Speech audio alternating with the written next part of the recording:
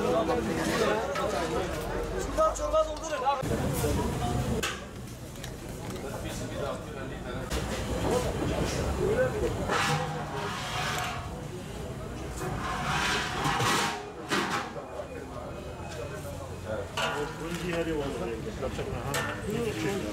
Acaba altına kısın.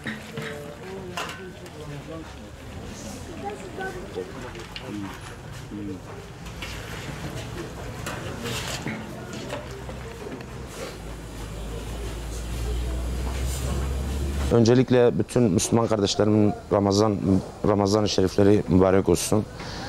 Hamdolsun Rabbime bizi bugünlere yetiştirdi. Hocam Ramazan için çok özel bir menümüz var.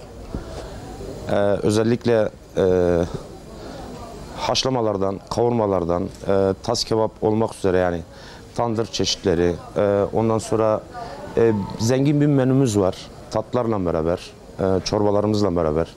Gene güzel bir iftar menüsü hazırlamışız Allah kısmet ederse. Her güne özel menümüz var hocam. Menümüz şöyle, haşlamadan tut kavurmasına, kavurmadan tut tandırına kadar.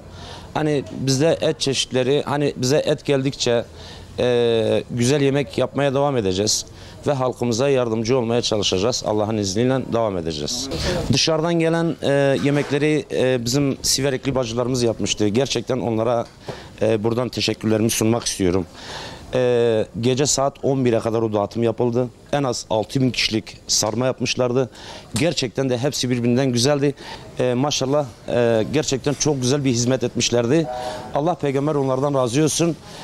Allah onları cennetine koysun. Başka hiçbir şey demiyorum. Çünkü çok güzel milletimiz var. Çok fitre, hayırsever vatandaşlarımızdan fitre olsun, zekat olsun, sadaka olsun. Bize ulaştıkça biz de ulaştırmaya çalışacağız Allah'ın izniyle. Bütün yardım seven kardeşlerimden şimdiden Allah razı olsun. Yardımlarını bekliyoruz.